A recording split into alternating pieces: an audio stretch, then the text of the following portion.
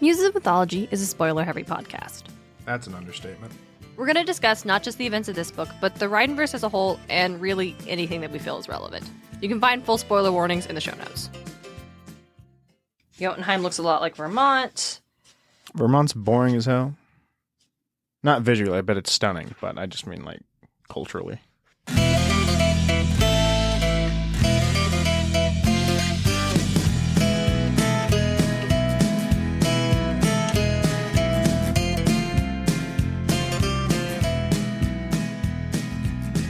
Welcome to Muses of Mythology, a podcast where we explore how ancient myths become part of modern pop culture through the lens of Riordan's Magnus Chase and the gods of Asgard.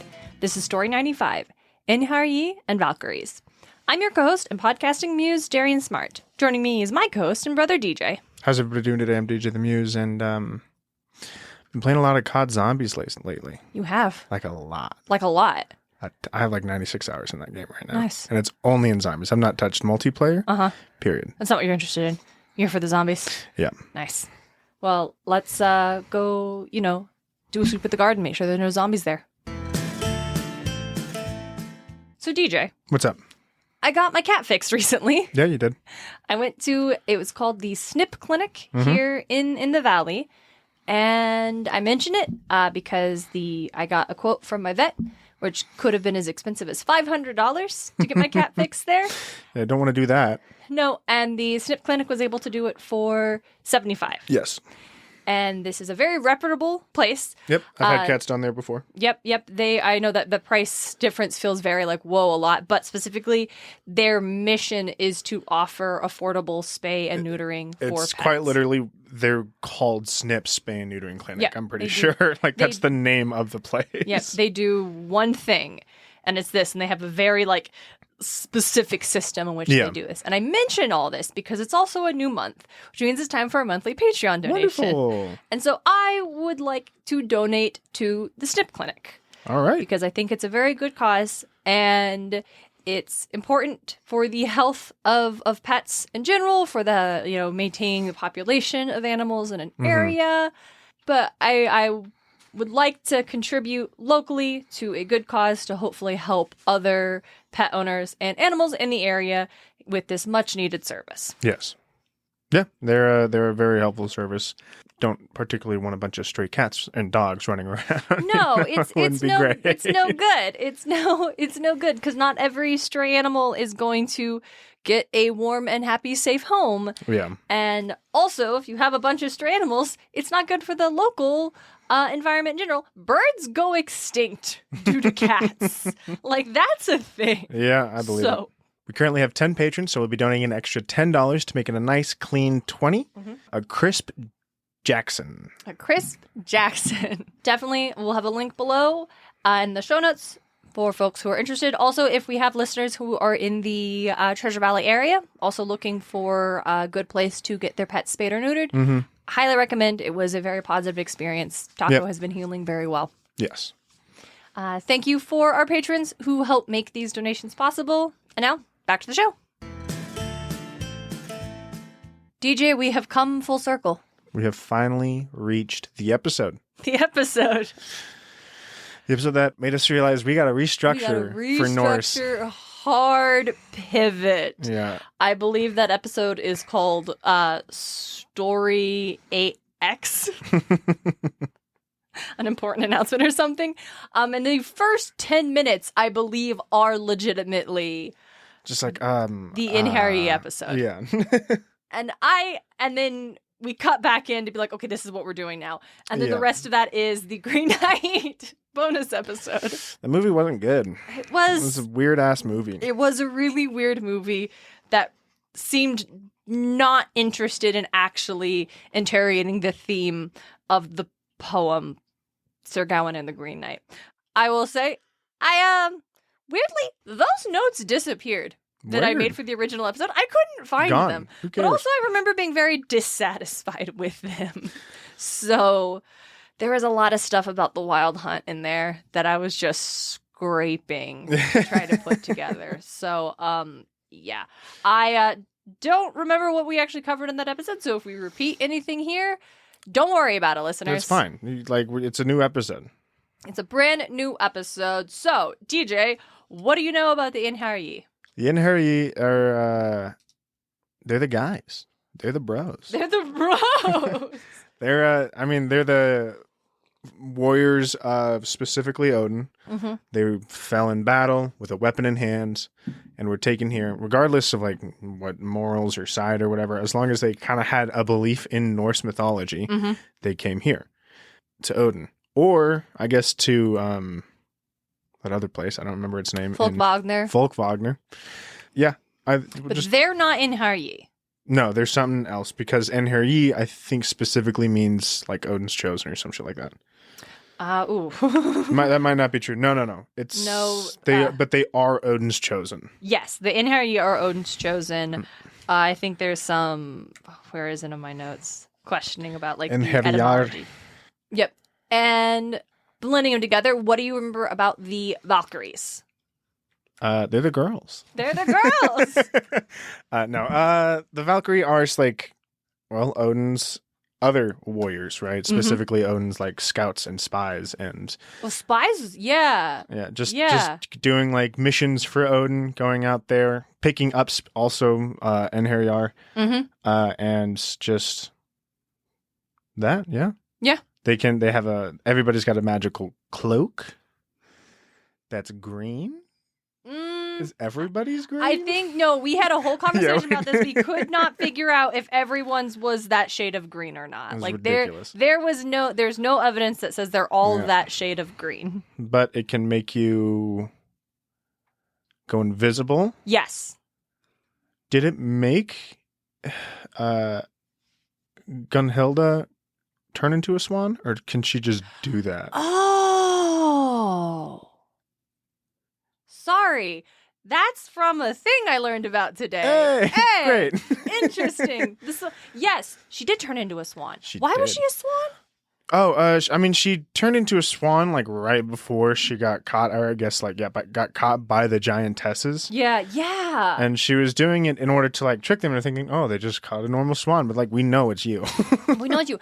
Isn't that also super weird that she's turning into a swan when like the child of Loki whole thing is like shape-shifting into animals. Yeah, right. And then I think we just didn't really interrogate that. It says, hold on, grab the book. I totally forgot about that. I totally forgot about the swan thing. Yeah, that's it. It just says that they see the swan and she's like, I'm pretty sure it's Gunilla. Valkyries are excellent trackers. But it doesn't say how she's a swan. Okay, yeah. She's just like, oh, look, there's a swan. I'm pretty sure it's a Valkyrie. But no one asks, how is she a swan? No, this is wild. Okay. And I'm so obsessed with the swan thing because of the thing I found today in my research. And that's why I'm like really trying to figure out what justification Riordan gives for this. Because she's a swan. And if anyone remembers if there's what the passage is where if there's any explanation about how she turned into a swan, I'd love to, because I just dug through all this and I couldn't find it. So that's interesting.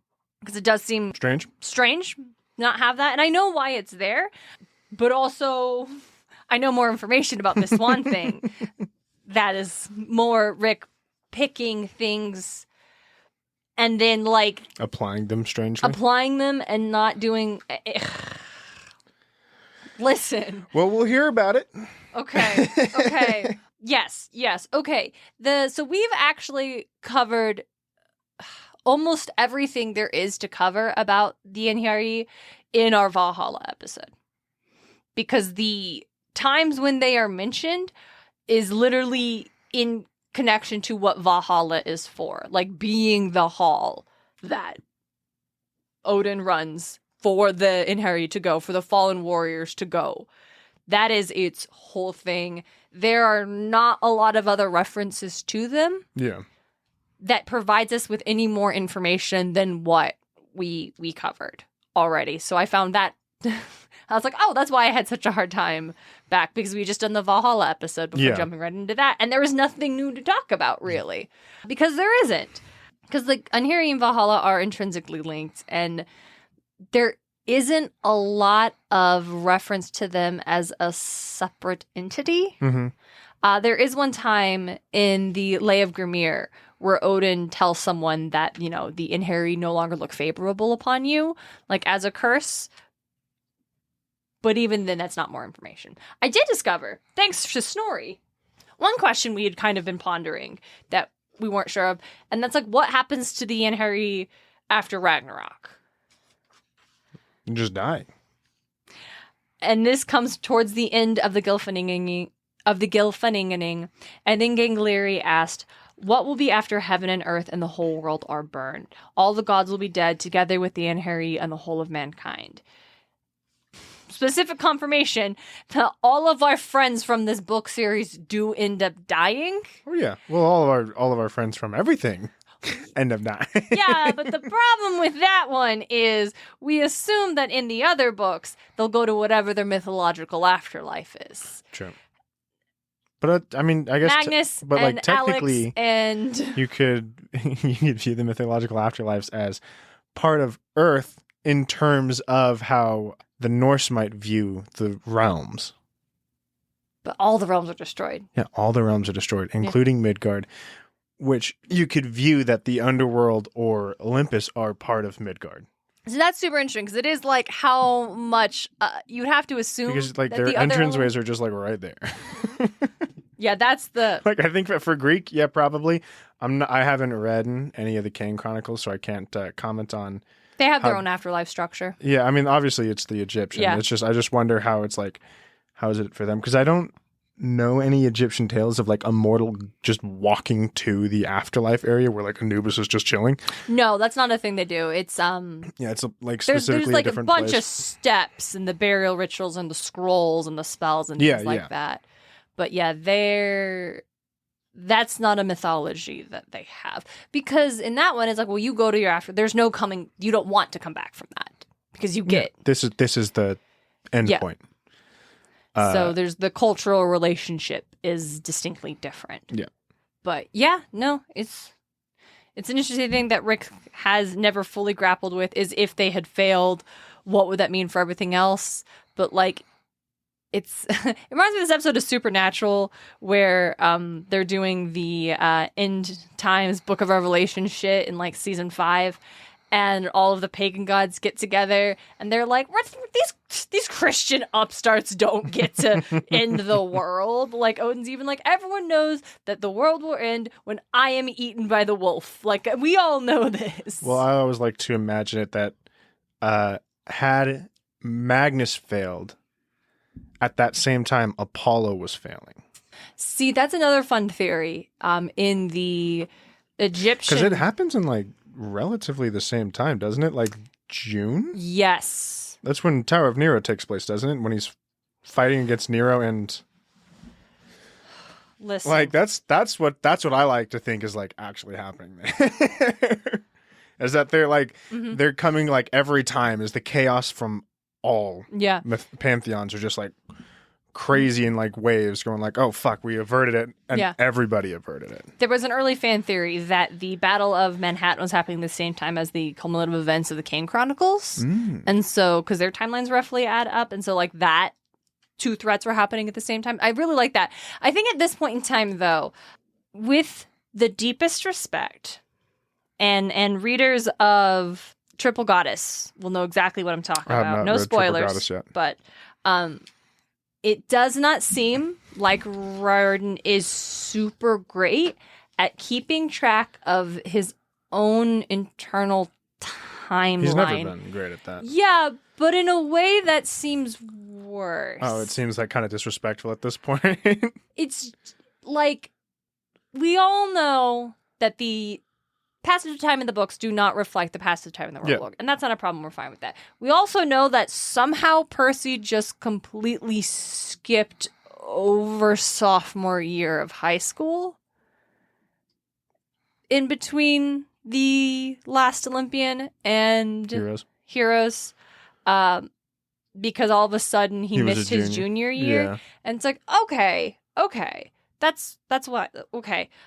But then there's a line in in Triple Goddess that just entirely breaks Throws it the out. timeline. You hate to see it. And so that's the point where wanting these things to have lined up in an overall intentional way feels like it's completely off the table if I'll have to we listen to it aren't then. necessarily paying I think I attention have to these things. purchased. If not, I have 5 credits. So. Yeah. And this is a thing. People, so listeners who have read the book. And this doesn't ruin the book. Like, I really like Triple Goddess. Yeah. Like, beyond that. But like that's a thing. That was a thing that you're just like, okay, so we don't care. You hate to see it. We hate to see it. So everyone's going to die, and we don't even know what afterlife they get to go to eventually, and that's a bummer and a half. There's no afterlife. There's no after. This is their afterlife. Yeah, this is the afterlife. There is no. It's oblivion for them. Oh, we're getting too existential. We have to pull away from that cliff because I'm about to go over it. So, Like Apollo did. damn it, DJ. Hey, I mean. So, one thing I did want to talk about, since mostly it's like, okay, they're the warriors of Odin. They get chosen by the Valkyrie.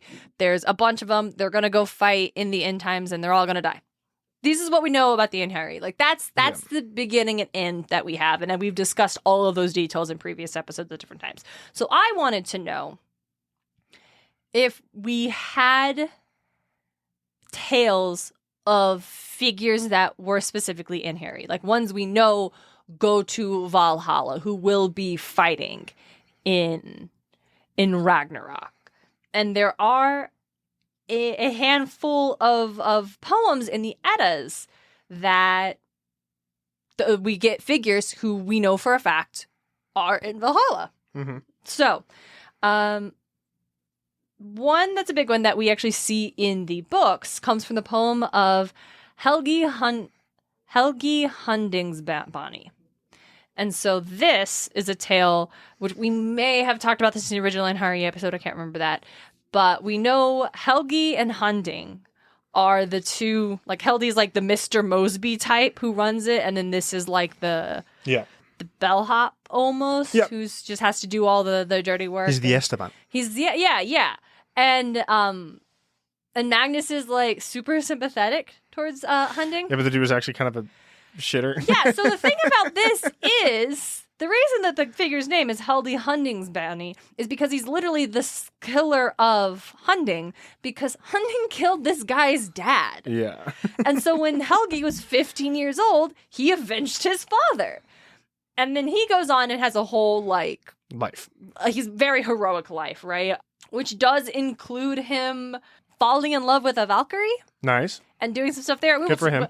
Good for him. We'll talk about that is the Valkyrie stuff. Then at the end of his life, when he dies, he does go to Valhalla, and Odin puts him in charge of all of Valhalla. And like the first thing he does is he gets that motherfucker. He looks at Hunding. It's like, you're mine now. And it's called the second poem of Helgi Hunding's Bani. Hunding, you shall fetch the foot bath for every man and kindle the fire, tie up the dogs, watch the horses, give the pig slops before you go to sleep. Yep. Hey, I mean, hey, don't kill the guy's dad. Yeah. You might meet him in the afterlife. which is also kind of wild because it's like, okay, we talked about the whole in the Balder episode, that like blood debt thing. And it's like, okay, but this should have been resolved because he killed your dad, but then you killed him.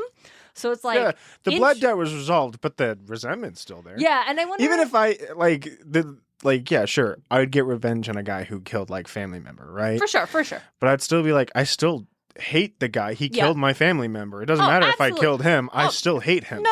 I don't believe in capital punishment, but I do believe in vigilante justice. What I'm saying is I wonder culturally what was the takeaway from this part of the poem where if that element of like the legalese around like the vengeance and that balance thing, and then getting to the afterlife and still being like, fuck you, I'm giving you all of the most menial labor. And if it was like, yes. Just catharsis, like, oh. Yeah, was the audience supposed to be like, hell yeah, or was it supposed to read as petty? And I don't think it's meant to be reading as petty because there are 3 poems where this dude is our hero. It's the first poem of Helgi Hunding's Bani. And then there's just a poem called Helgi Hunding's Bani, and then there's the second.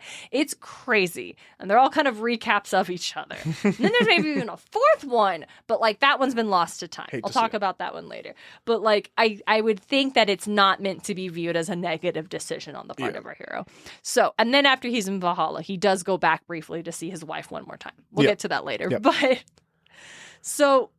So it's super interesting that Rick decided that of course Magnus would be sympathetic to this dude who's being like made to do all these terrible if he doesn't know the story and that it was never addressed. It was never talked to. It's just described as they were rivals in life. It's like no, they weren't. They weren't. This motherfucker killed his dad. Yeah, like that's not what. And then he killed it. Like that's not.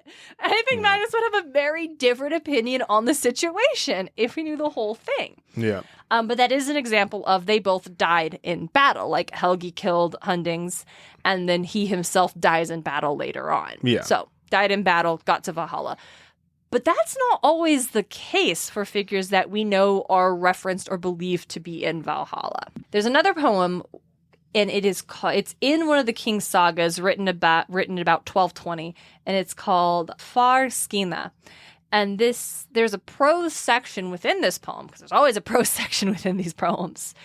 And tells the story of Gunhild, Mother of Kings, who had a poem composed to honor the death of her husband, Eric Bloodaxe. Eric. Such a good name. And the poem features Eric being welcomed to Valhalla with such fanfare that Bragi himself says it's like Balder is returning. Oh my gosh. Yep, it's such a big deal. In fact, Odin welcomes him, as do the Germanic heroes, Sigmund, and Sigmund's son/nephew, Sinsforti. And yes, I did say son/nephew because I felt like I had to mention this because it came up in my research. We talked a lot about how, incense didn't seem to be a thing that we're having the Norse gods this do. One. And this, and there's in the Volsung saga. Look, humans aren't perfect, okay? It throws some incest. Thank you. I was stuck. Yeah, you're like incense. Like the smoke that I light. Incense, right? For flavor. And it essentially is that it's to like, it's the saga is about the decline of this family in general that was once great. And so this woman is married to this king who's a shithead who has all of her brothers and her father killed. Yeah. And so she is able to help one of her brothers escape, and she is sending her sons out to go help him, but they all prove to be weaklings. Like all of the sons that she had by her husband are all just too fucking weak, and she's having her husband killed, or not her husband, God, her brother killed them because they're too pathetic. And she's like, listen, the only way we're going to have someone who is strong enough to continue the line of our great grandfather, who is this great king, has to be through my brother's bloodline. So she does switch forms with the Volspa and then goes to her brother for 3 nights. And so Sigmund, who's the hero in this context, does not know about this. And then she does have a son who is this other hero. So Sigmund, I don't know how he dies, probably in battle. But the son-nephew, actually in the saga, he's poisoned by Sigmund's wife after he killed the wife's brother. It's a battle against cancer. It's a battle of being poisoned. I don't know. Your body is fighting the poison, right? I mean, I guess, but also his body is actually taken away by Odin, who's disguised as a ferryman. So, these sagas Odin are weird. Real recognizes real, Darien. We don't talk about the sagas very much because they're bizarre. But anyway, these two noted Germanic heroes are mentioned in this poem that this woman had to honor her husband and talk about him being welcomed into Valhalla. So that just actually gives us a little insight into like the overall cultural idea of like what figures get to be in Valhalla, even if it's never stated in the poems that they go there. If they like were heroic, then you probably just assume, they went to Valhalla. One last example I have is from the Song of Hakon. This is a skaldic poem that tells the story of the Norwegian king Hakon the Good falling in the battle at Fitjar. And even though the king converted to Christianity, in the poem, it tells how Odin sent the Valkyries Gondol and Skogul to collect him when he died, and he was welcomed into Valhalla. Okay. Yeah. Right on. And I don't know. And that just was interesting. So how do you get into Valhalla? Well, Be madly respected or die in battle. Yeah. I think that's it. You're madly... Have an incredible legacy or die in battle. Yeah. And it does feel like probably in the Nordic culture, those two things are probably pretty tightly intertwined. Arguably, it's if you die in battle, it's a 50-50 chance if you're going to Volkvogner or Valhalla. Mm-hmm. But Odin could just be like, I liked you. You were sick. Come on. Yeah, Odin continues specifically. And so it's interesting because the tales of... the Valkyrie and Odin and the Einherjar, they always mention Valhalla, but it's just in this passage regarding Freya where she also goes to the battlefield and collects half. And we talked about that in the Freya episode, how it's like we don't have any more context in that or understand what makes it different than Valhalla and how she's maybe represented as a Valkyrie. And there's some space to like interpret, work with that, or were they one and the same? Did they get separated over time? We don't really know. We also don't really know where the concept of the Einherjar came from for the Nordic people. Yeah. So several scholars have commonly connected the Einherjar to the Hari, which is a Germanic tribe mentioned by Tacitus in his 1st century work, Germania, which is something we mentioned way back when we were talking about the Eddas and where do we get any information about it. Yeah. And this dude was a Roman historian. This is what he wrote. As for the Hari, quite apart from their strength, which exceeds that of other tribes that I have just listed, they pander to their innate savagery by skill and timing. With black shields and painted bodies, they choose dark nights to fight, and by means of terror and shadow of a ghostly army, they cause panic, since no enemy can bear a sight so unexpected and hellish. In every battle, the eyes are the first to be conquered. And so one of such scholar we've referenced often, John Lindau, stated, quote, many scholars think that this may be the basis for the myth in an ancient Odin cult, which would be centered on young warriors who entered into an ecstatic relationship with Odin, and that the name of the Hari has been etymologically connected to the Hari element of Einherji. Nice. And so it's kind of... like it may have evolved it's from this loosely connected Germanic tribe that did exist at one point in time and became part of like the cultural tradition. Yeah, makes sense. Mm-hmm. I could see it. And that part of the root word of Einherji is connected to Inyar, which is tied to the words meaning bold and valor. There you go. Okay. So this kind of wherever it came from, it was a good thing to be. Yeah. Like the presence of the Einherji in the Norse stories as this, like, with words meaning good things, tell us a whole awful lot about, like, the day-to-day belief system of the Nordic people. Like, this is your afterlife, and this is what you wish to attain, and this is a good thing. That tells us a lot about how they viewed being alive in general. So, with that, now I get to talk about the Valkyries. Woo, but there's a little more on those. There is a little more on those. There is. It was interesting to dig into the Valkyrie, and I'm like, this could have been its own episode. Like, yeah, but the Einherjar needed to be part of this. Einherjar couldn't have been its own episode. As we discovered in early spring, holy cow, DJ. It was last year. It's like March of last year. March of this year. That's what I meant. March of this year. Yeah. They're so close to the end of the year that it's already like it's kind of... so weird. It is... Okay. So, DJ, what makes a Valkyrie? Like, when you picture Valkyrie, what do you see in your head? Flying, battle maiden. What would you, if you had... What weapon do you think Valkyries tend to have? Sword. Sword is good. Do they have, like, pitchforks? That'd be so funny. No. So, when you see Valkyries depicted... we don't get a lot of description of Valkyries in that. We get Valkyries mentioned a whole lot in the Eddas. Yeah. In fact, I have a ton of names, and we're going to talk about these names in a bit. But honestly, the Valkyrie that comes to mind really is just Freya in Smite.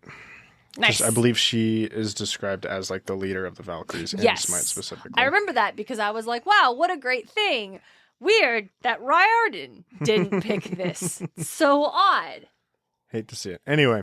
Anyway, what I was saying is, but we have a lot of like what is wrong with me tonight? Archaeological. Yeah. Like carvings and a little bit of things that depict Valkyries. And so I asked about the weapon because we do know Valkyries most commonly they're actually just showed depicting a mead horn that they're giving to a warrior as he arrives in Valhalla. But Nice. second most commonly, they have a spear because it demonstrates... Halberd would have been my next guess, honestly. Halberd? It's the spear with the axe at the also on the tip. Okay, That's thank you. Yeah, thank you. It is a spear because it illustrates their connection to Odin because Odin has a spear. Yeah, he's got Gungnir. Yes. Also, riding a horse. Because, of course. Yep. If you look it up, there were an awful lot of sites that said that Valkyries were also known to ride wolves, which is metal as hell. It's awesome. Don't get me wrong. It's great. And their source for this is a artifact called the Rockstone, which is a runestone from the early 9th century. And it's actually the earliest known example of Swedish literature. It's considered the start of Swedish literature, which is really cool. On the stone, there is the keening horse of Gungnir. And as we talked about, a keening is specifically that poetic device used in the skaldic poems, okay? The actual passage is... I say this the 12th, where horse of Gungnir sees fodder on the battlefield where 20 kings lie. And Gungnir is a Valkyrie. Mm-hmm. That's something we're going to talk about later. I've gotten this a little bit out of order, I'm realizing. But in the Eddas, Odin gives a whole list of Valkyries, and one of them is Gungnir. So, in this, they're saying horse of Gungnir. Gungnir means war. And so scholars interpret it as meaning a wolf because a horse of the battlefield is a wolf. I guess would probably make sense for like Nordic tradition. Yes. We just got like war horses and like almost any other, Yeah. Any other culture truly did ride horses into the battlefield. Yeah, and I think they did too. It was saying the like horse of the field, horse of the battlefield is wolves coming up after the battle where the bodies lie. Yeah. So some sites, when talking about Valkyries, will say, oh, well, if a horse of Gungnir, and we know Gungnir is the name of Valkyrie, and the horse of war is a wolf, that must mean her horse was a wolf. That's probably not it. It is probably totally poetic, just literally meaning... like this is the Valkyrie, her name means war, her horse is a wolf. That's being used poetically here to describe wolves on the battlefield. That is likely not a belief that Valkyries rode wolves. Now, but to be clear, there are examples of female figures in Norse stories in which they are riding wolves. In the Lay of Hilda, the seeress, who is the title character, who is Hilda, rides a wolf. Mm-hmm. And Jotunwoman actually arrives on a wolf when going to Baldur's funeral. So that's not completely out of the question. It's like, this is a thing, but neither of those two are Valkyries. And in this specific case, it's probably just being used totally poetically to mean a wolf, not necessarily to mean anything about the belief regarding Valkyries.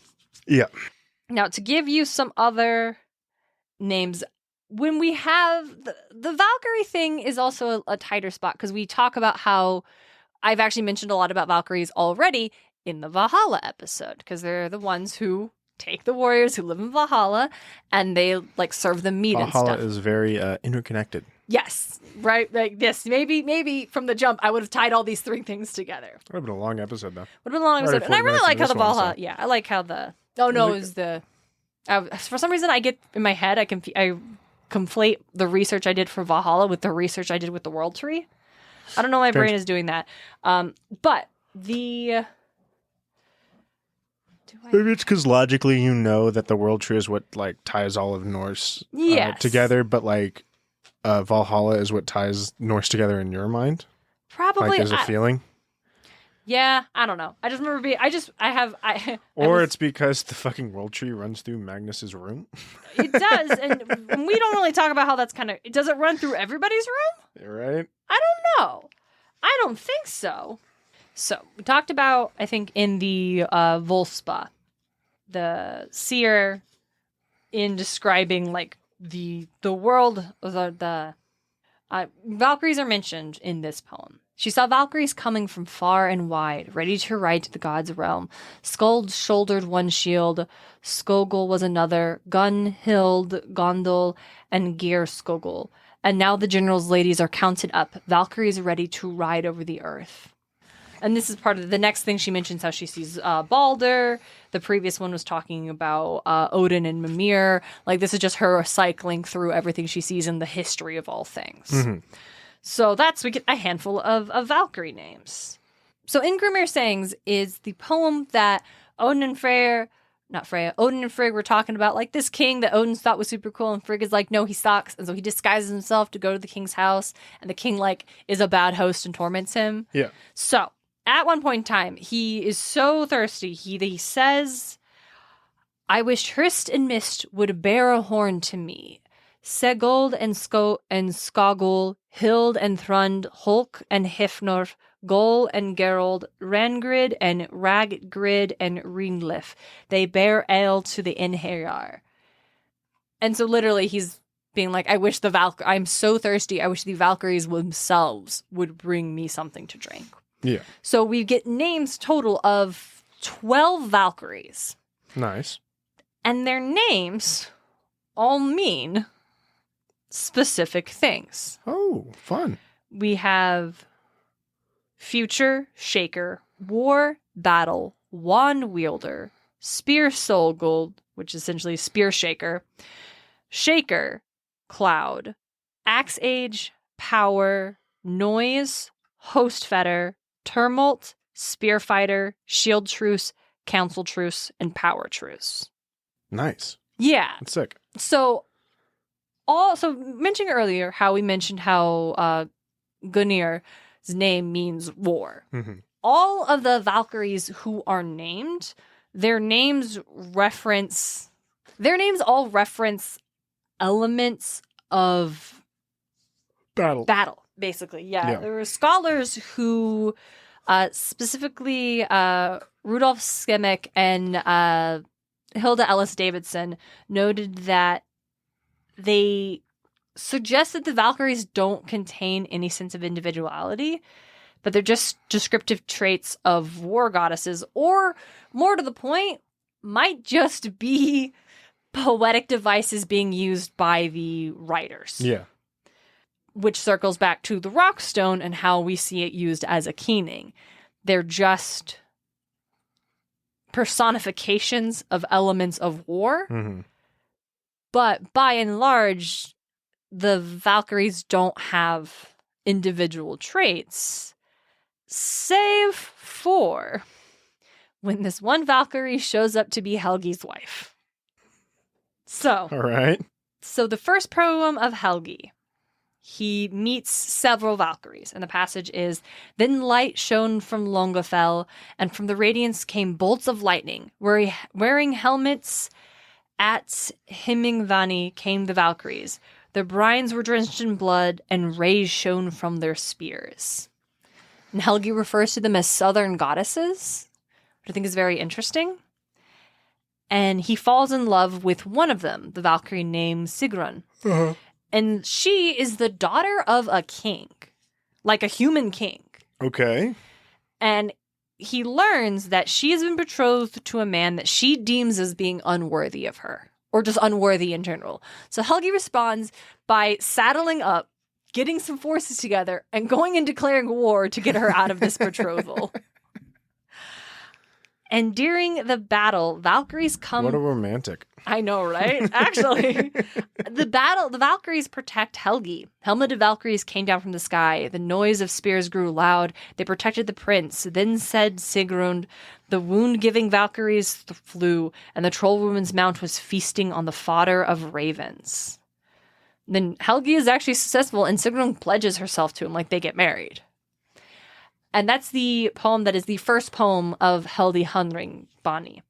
And then we have the second one, which basically follows the first one.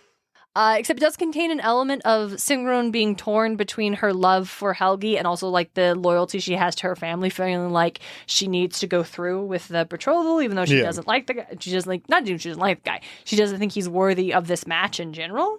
Yeah. But the poem actually continues past their union and continues on to Helgi dying on the battlefield. Hate to see it. Oh, yeah. And we talked about that earlier. He gets to Valhalla. Odin puts him in charge. He immediately turns to the man that killed his dad and is like, you're going to be the janitor, but worse. And then he returns from Valhalla to spend one more night with her. Later on, Sigrun actually dies from her grief. And there is a prose section at the end, because as I said, there's always a prose section at the end, that says that the two were reincarnated. Oh. And that Helgi, was reincarnated into another name named Helgi, who loved a Valkyrie named Kara. And their tale is said to be from a poem called The Song of Kara. And that poem has not survived to the modern day. Hate to see it. But hey, that's not the only time Helgi fell in love with a Valkyrie and said they were reincarnated. Because in between the two poems in the Edda, there's another one that is called the poem of Helgi Horevardsson. So not the same Helgi. Different Helgi. This poem features a silent, nameless son of a king. And it just says names slid off of him. Like they could not find a name that actually suited him. So he is sitting on a burial mound and sees 9 Valkyries fly by. And then the most beautiful one speaks to him and gives him the name Helgi, and that sticks. And now he speaks and learns that her name is Svava, and she is the daughter of another king. And she would often go on to protect Helgi in battles, as said in the poem later on. 3 times 9 girls, but 1 girl rolled ahead, white-skinned under her helmet. The horses were trembling. From their manes, dew fell into the deep valleys. Hail in the high woods. Good fortune comes to men from there. All that I saw was hateful to me. Oh, a troll is speaking at this point in time, relaying information. She doesn't like the fact that the Valkyries protected him. But, yeah. So, Helgi and Svava were married, but Helgi's jealous brother, Hendi, kills Helgi in order to have Svava. And she that's how that works. Yeah, and she refuses to have him. And the poem is noted as being like kind of incoherent. And so it's very unclear like how that resolves itself. But there is once again a final prose line that says, quote, Helgi and Svava are said to have been reincarnated. Nice.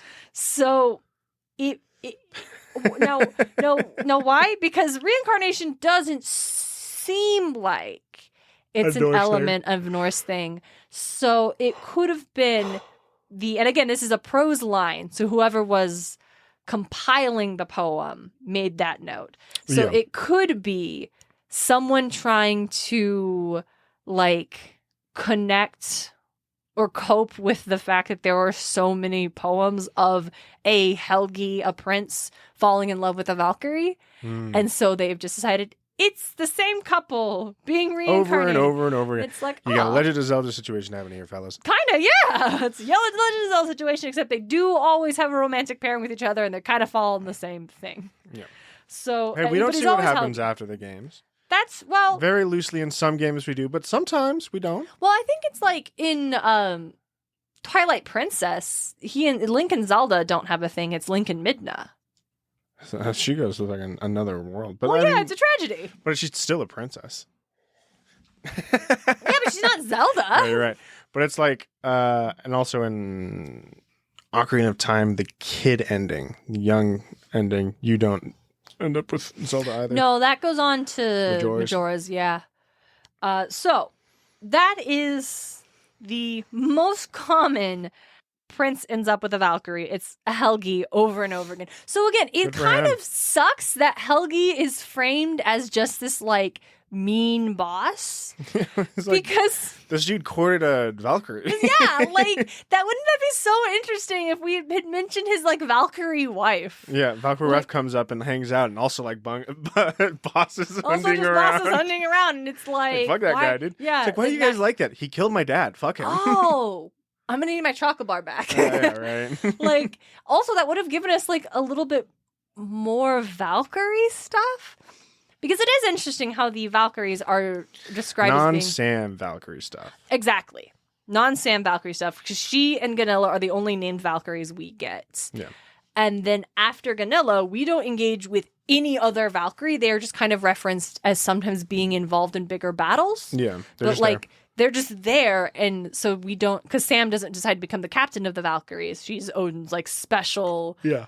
Special agent. ops. Yeah, special ops. And it's cool, and I love that for her. But, like, I think... It's a bummer. Yeah, Valkyries are very interesting, and there's a lot of space to play in that space. Yeah, okay. There's a lot of room to play. Yes, and a lot of, like, choices. There's a lot of toys to play with, Yes, when it comes to Valkyries. choose not to. And it was even weirder is when we get to this bonus, like, okay, it wouldn't fit in the... main thing. Okay, fine. But then in the bonus thing where it's also just like the Valkyries still don't have a captain. And Odin just hoped they would resolve that, but I guess they didn't. And it's like, why not? I don't know. So that would have been an Ridiculous interesting Odin. thing to have. Freya being queen of the Valkyries would have been an interesting thing to have. Like, that's how she gets half. She actually is the one who trains the Valkyries for their missions. Right. But it is interesting how the Valkyries are cited as being like the daughters of kings, which gives us this like the joke I made about like Samira being like a Kim Possible, totally spies type double agent isn't so weird because That's kind of how it was. apparently yeah the Valkyries were just cited as being Humans. Like Pretty much. princesses. Yeah. But even when Helgi and Svala are married, he continues to go on raiding. She is just as much of a Valkyrie as she ever was. Implies that she still goes out to protect him. I have one more example of Valkyries as the wives to princes and daughters of kings. In the prose introduction, again, there's always a prose introduction, of the poem of Vuld, it tells of 3 princes who marry 3 women they found on a lakeshore. Quote, near them were their swan garments. They were Valkyries. And the text later states that after they spent 7 winters with their husbands, the women flew off to battle and never returned. Hate to see it. Hate to see it. So that's where that swan thing comes back. That I was like, oh. It's a swan garment, so I guess they could just turn into swans. So the translation we have from Caroline Larrington. And she has a note on this, like a footnote where it says, there were their swan garments. They were Valkyries. She makes a note saying, these are swan maidens. And that, actually, let me get this specifically, because it's very interesting. This is what she says. The women are swan maidens, women who can fly with the aid of quotes of swan feathers. Valkyries are not normally imagined as swan maidens. Perhaps the 2 kind of beings have been conflated here since both can fly and both eschew domesticity. Meaning, Valkyries and swan maidens can both fly. And in this instance, after a certain amount of time, the women all leave their husbands. And Valkyries also, being these like warrior women of the battlefield, don't play a traditional domestic role. They have ordinary human names, but 2, Swan White and Strange Creature, have bynames that indicate their supernatural qualities. So what I think Larrington is arguing is that these are not Valkyries. They're swan maidens, a totally different kind of fantastical, mythic female figure from Norse. And that for some reason in this prose, someone said they're Valkyries, even though no other place does it ever say Valkyries need the swan garment to fly. They can just fly. Yeah. So that's where Gunilla turning into a swan is coming from. This one passage that says they are also swan maidens. That's funny. And so it would imply they have this like swan cloak garment that can change. But here is a scholar in this being like, actually, I don't think these are Norse Valkyries. But again, that puts us into this interesting thing with the Eddas, wherein they are our primary source for what these beliefs were. And even when scholars are examining it, being like, this doesn't track, it's still what we have. So I'm not saying it's like totally wrong for Riordan to be like, Valkyries can turn into swans. But like, it is interesting where it feels like maybe in this element they were conflated. Maybe it's a square and rectangle thing where swan maidens are Valkyries, but Valkyries aren't necessarily swan maidens. I would like that very much. I think that would be interesting. Yeah, they are swan maidens and Valkyries. They can turn into swans and fly. Also, they will go to battle and never come back. Yeah. So not all. Yeah, I like that. I like that, DJ. I like that square and rectangle. That does square it up for me. All right, I have one more Valkyrie for you. Awesome. And so in the lay of Sigurdrifa, Sigurd, who we mentioned recently, he is the hero who killed the dragon Fafnir. And he got the ability to talk to birds. Did I mention that? Did I mention he got the ability to talk to birds after he killed Fafnir? And accidentally got his blood in. And that's what I think Riordan, it was mentioned. It sounds familiar. Yeah, because Riordan is referencing when Magnus he accidentally consumes the blood of Mr. Alderman's heart. Now he can hear birds. And he's like, why can I hear birds? And they're like, I don't know, your dad's the god of summer. Maybe that's it. And it's like, no, it's because apparently that happened to this other hero. And I don't know why we didn't just mention that. And acted like it was something totally different. Did you read the dragon heart, jackass? This is what happens when you consume the blood of a dragon. You can talk to birds now. So the birds told him to go wake this sleeping woman. And so he does in this other poem. He finds her completely in battle armor and he cuts the, not like a corset. That's not the right word for it, but there's this it's like almost attached to her skin and he cuts that free of her and then she is able to wake again. And we find out that she is a Valkyrie and she's the titular figure. She is Sigurdrifa. I love that. Thank you, DJ. And so she brought down a man in battle that Odin had promised victory to. Ooh. And, quote, Odin pricked her with a sleep thorn in revenge of this and said she would never again fight victoriously in battle and that she should marry. And then she countered that she had taken an oath to never marry a man who knew fear. Which kind of is a connection to Brunhild, who I think I talked about ages ago with Sigrun. And sounds how he went through a circle of fire. And then he said, no, that my brother did that because he was already married. Don't worry about that. Yeah. Because in this poem, she just goes off and gives him a bunch of wisdom and teaches him a bunch of runes. And doesn't go on to marry him. And that's we don't have a complete poem for this too. But that's the Valkyrie. Like, sometimes the Valkyries disobey orders. And the punishment is now you have to get married. You got to sleep forever, and then you get married. And then you get married. It's like, oh, okay. One last Valkyrie note. As from a witchcraft trial held in 1324 in Norway. And the accused was a woman named Ragnhild Tregagas. And she wrote out a charm because she wanted to end the marriage of her former lover. Okay. I send out from me the spirits of Gundul, Valkyrie mentioned earlier. May the first bite you in the back. May the second bite you in the breast. And may the third turn hate and envy upon you. Fun. Which is just a very interesting cultural insight into the prospect of Valkyries. Yeah. But also, as mentioned earlier, like this is one of the named Valkyries. This is actually the Valkyrie who was sent to go get that Christian king. Get that motherfucker. Oh, no, like get him and she brought him to Valhalla when he died in battle. She's the one Odin mentions also in the Lay of Grumnir. Her name is One Wielder. Oh, nice. Okay. And just apparently, we were using Valkyries to go after our ex-boyfriends because we were mad they got married. Which, come on, Ragnhild, I just wish you had better friends. Move on. I bet you have a lot of feelings and you just don't have girls to drink some box wine and talk about your feelings. So I'm sorry you didn't have that. Yeah. I did do a little bit more digging.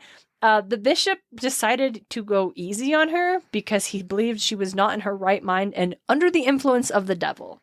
So he chose not to judge her too harshly, which is Good. Way different than you think that was going to play out. Essentially, he just said she had to repent twice a week on only water and bread for the rest of her life, and in conjunction with religious designated fasting days.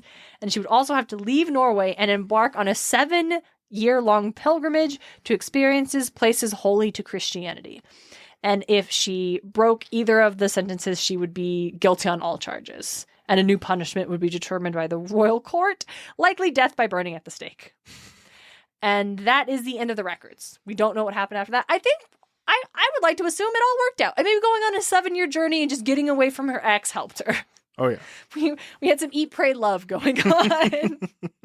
Or fast, pray, love. Yeah, right. But I really wanted to mention that because the idea of someone using a Valkyrie to For revenge was just very interesting and shaped a little bit of like, oh, this is talking a little bit about like by this time Christianity was like all the rage and had been for hundreds of years in the Nordic countries. But reminder of the fact that these stories were so important to the folk culture. And that is how they were able to survive a lot, whereas other pagan beliefs really, really didn't get a hold. Or like, we don't know anything about like the original Celtic stuff. Like what we have is written by conquerors. Yeah. Like we don't have any of that. It didn't hold for XYZ reasons. So that's something I think is really interesting that I like to observe when we have the opportunity to do so. Mm-hmm. So much like how there was a little bit of like, hey, maybe the idea of the Einherjar came from this Germanic tribe of badass, insane warriors. I also want to do a little bit on like what scholars thought is like the original history of Valkyries. And so good old Rudolf Semek says that the Valkyries were originally likely, quote, demons of the dead to whom warriors slain on the battlefield belong. But in time, it shifted to being the Valkyries we recognize now when, quote, the concept of Valhalla changed from a battlefield to a warrior's paradise. And this is kind of echoed by Hilda Ellis Davidson, who says that it appears the early times in the Germanic people, quote, believed in the fierce female spirits doing the command of the war god, stirring up disorder, taking part in battle, seizing and perhaps devouring the slain.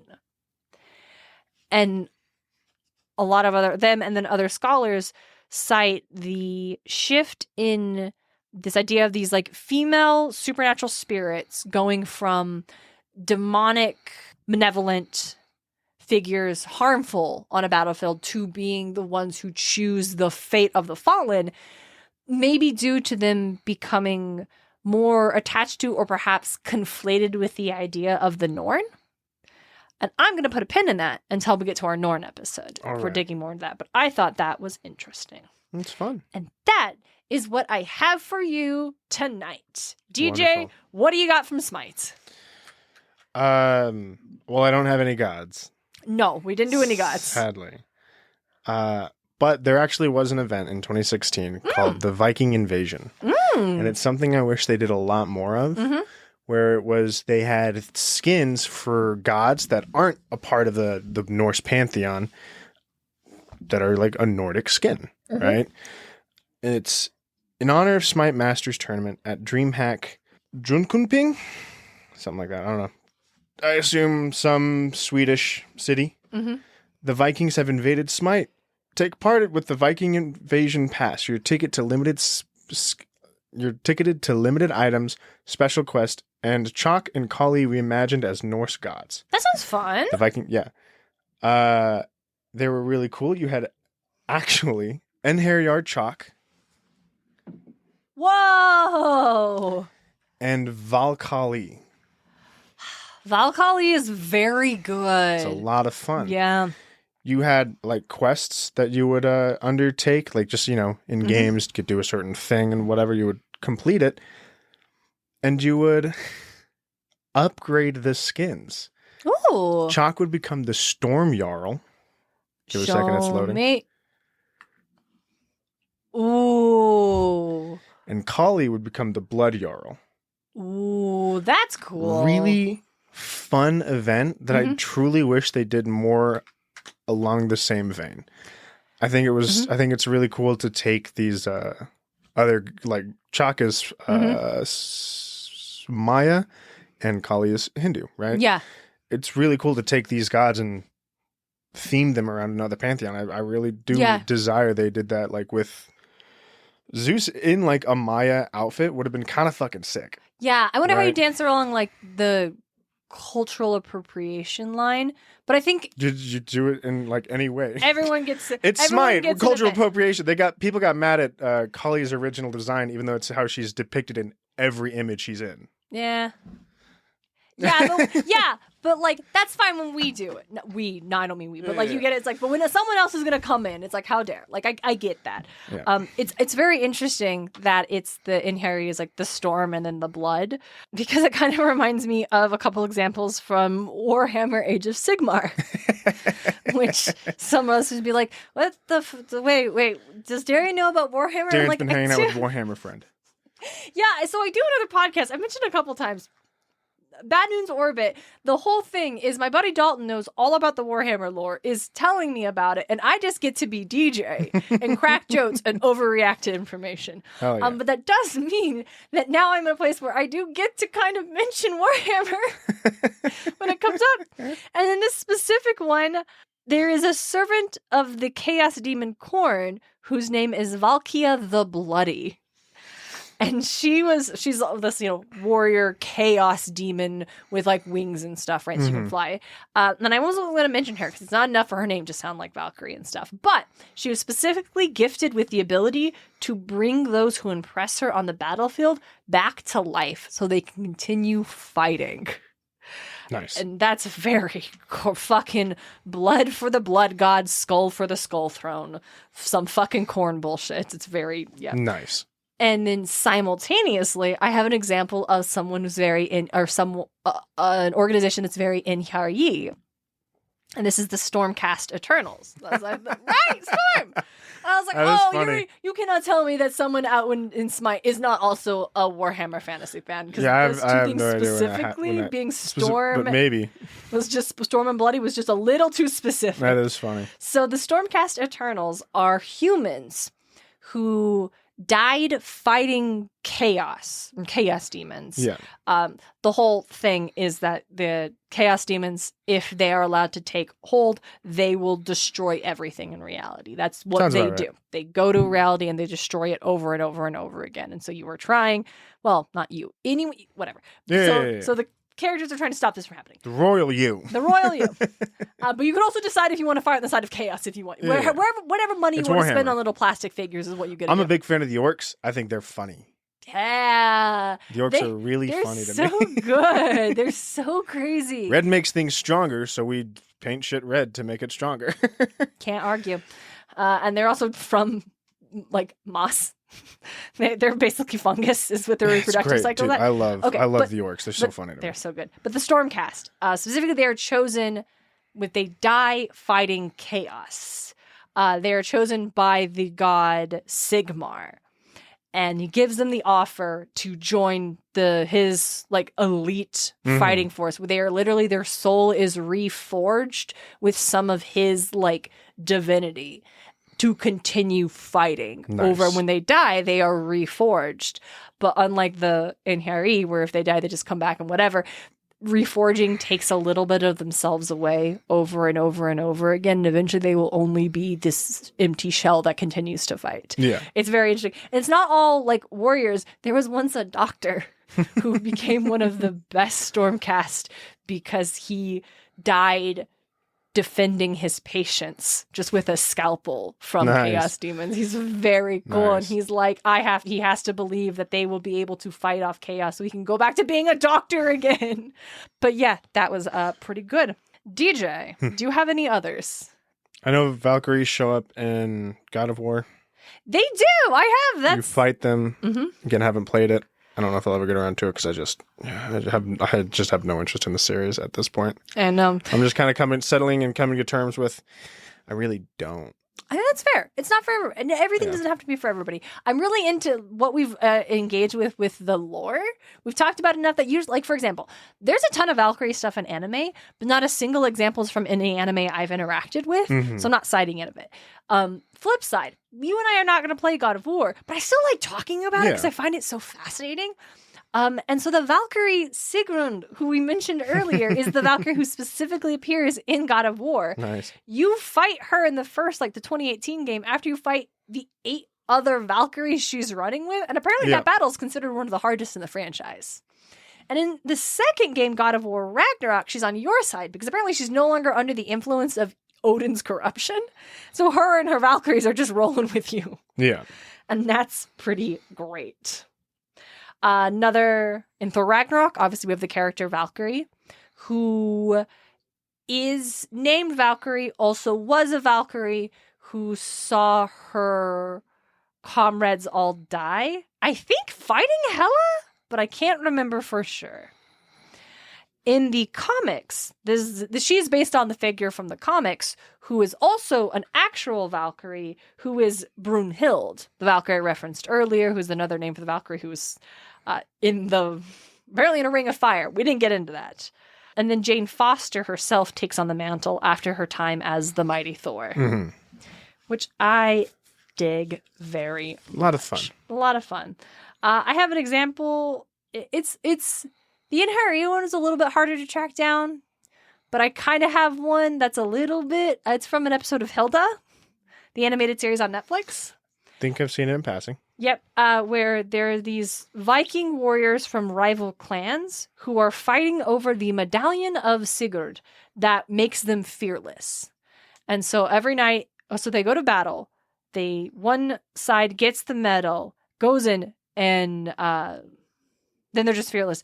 But then the other clan is resurrected. They fight, and then the other clan who won the night before dies, and then this clan gets the medal back. We find out Sigurd's the one who's bringing him back to life because he's pissed they stole his medallion, but he also doesn't want it back because it makes you foolish because then suddenly you have no fear, which is why the one that wins the medal always loses the next night. And so when Hilda and her friends reveal this, the Vikings aren't mad. They're like, oh, well, we love fighting. So they just take the potion and just continue to fight and just get to resurrect each other. They don't want the medallion. This is sick, dude. This is great. So, because fun. And now, another thing in addition, Darren just going to mention Warhammer occasionally. Now we've got Darren mentioning Terry Pratchett's Discworld occasionally. Because, hey, guess who's also listening to all the Discworld books right now? There you go.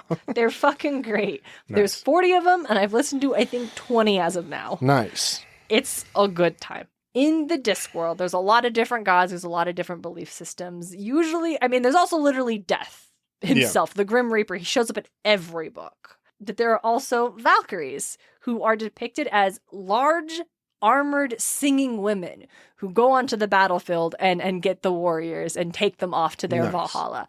In one of the books, Soul Man, one of the Valkyries offers to recruit Susan, Death's granddaughter, but only if she's a soprano, because they need more sopranos. Which ties us into the last thing. You'd think they need some bass in there, but I guess not. Oh, I think they're just missing sopranos. So DJ, that idea of Valkyries as large singing women, do you know where that comes from? Opera. Yes. Okay, good job. Do you know from where specifically? Of course I don't. I just know the depiction of the opera lady in Viking garb. Yep, the opera lady. It's not. Yep. It's actually a Bacchus skin in Smite. Oh, nice. I can't remember what it's called, but it's a funny name. It might be like Boomhilda or some shit like that. Oh, that's funny. Let me play something for you real quick. Oh, okay. Flight of the Valkyries. Ride of the Valkyries. Ride of the Valkyries. Anytime I hear this song, Hold on. I think... I needed to get to that part. Okay, That's go fine. on. I think of, what is it? It's Brynhildr is the name of the Bacchus skin. Nice. I think of, there's this Flash game that was for Codename Kid Next Door, and you would, I think, hit the hamsters with a plank, and you would send them flying, and it would have that song on the background. Yeah. Which makes sense, because it's a public domain song. Yeah, because it's old shit. Specifically from 1851. So, the composer is Richard Wagner. He's a Germanic composer and conductor. He wrote several operas. But the one that Ride of the Valkyries is from his opera that the name translates to The Valkyrie. And this is about, hey, do you remember that incest I mentioned earlier? It's about That's that. what this opera is about. Except the siblings don't know they're siblings. They were separated as children. They may know before they hook up, though, I think. I'm not entirely sure. Haven't seen it. No. But the Probably never will. Opera is not for me. No. They do. So the Ride of the Valkyries is the opening number of the third act.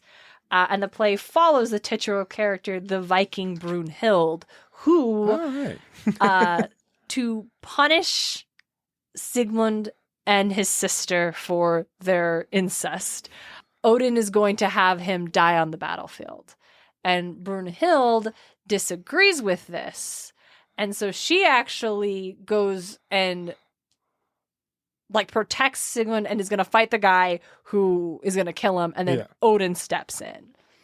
And this is where we get what I mentioned earlier, that other Valkyrie who Sigurd wakes up, where her whole thing is they strip her of her Valkyrie stuff and then put her in a ring of fire. Which is not how Sigurd finds that one Valkyrie, but don't worry about it. And so this poem is all about, not the poem, the opera is about that. Wild. Nice. But I would think the reason the image of the singing Valkyrie is still so prominent is probably because of Bugs Bunny. Yeah, I definitely believe that. There's a Looney Tunes Merry Melodies cartoon called What's Opera Doc? And it features the Ride of the Valkyries song along with other songs because it is Bugs Bunny, who's often dressed as Brunhild, being chased by Elmer Fudd, who is dressed as Siegfried, through a number of Wagner's operas. Not just this one, but a number of them. And in this, Elmer Fudd famously sings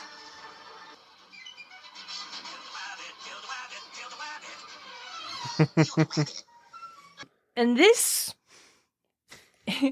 cartoon in 1992, the Library of Congress deemed it culturally, historically, or aesthetically significant and selected it for preservation in the National Film Registry. Let's go. So this, What's Opera Doc, is considered to be sincerely culturally important. Because it is. Animation's beautiful. The music is great. It's really funny. Elmer Fudd wins at the end. He does kill Bugs Bunny. But then he's so sad. He carries him to Valhalla.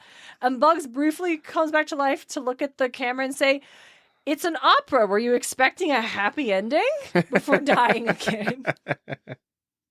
That's great. That's fun. Way more impactful than Space Jam 2: A New Legacy. It's really funny.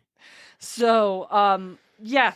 And that is the pop culture highlights I have for Valkyries and Einherjar. Nice. I did save the Bugs Bunny one for last.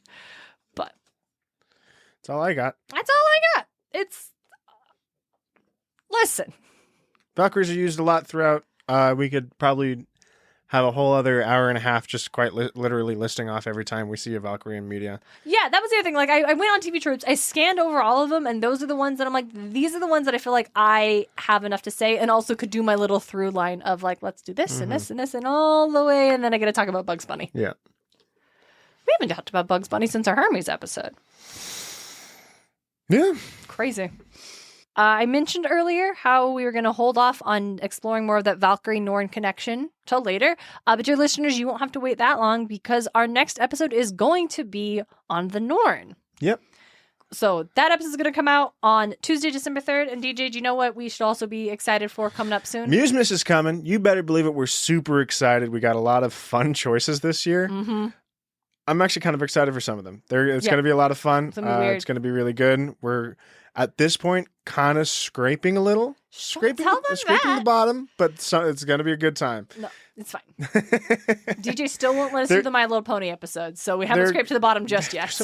I've never even known about the My Little I've Pony. suggested it every year. I don't believe you have. I have. I don't think you have, because we probably would have done it year one. Thank you guys so much for joining us. And until next time, don't be like Zeus. Don't be like Zeus. Muses of Mythology is created and hosted by Darien and DJ Smartt. It's edited by Darien Smartt. The show is produced by Darien and DJ Smartt, as well as Tim O'Connor. The Crystal Con Man. Nicholas Miller. Our music is Athens Festival by Martin Hain. And our cover art is by Audrey Miller. You can find her on Instagram at bombshellnutshellart. Want more Muses of Mythology? Support the show on Patreon. Just $1 gets you exclusive bonus content. Get more at patreon.com/Muses of Mythology. You can also support the show by leaving a review at lovethepodcast.com/Muses of Mythology. Or tell a friend why you love the show. Don't forget to check out all of our episodes and episode transcripts at musesofmythology.com. Thanks for listening.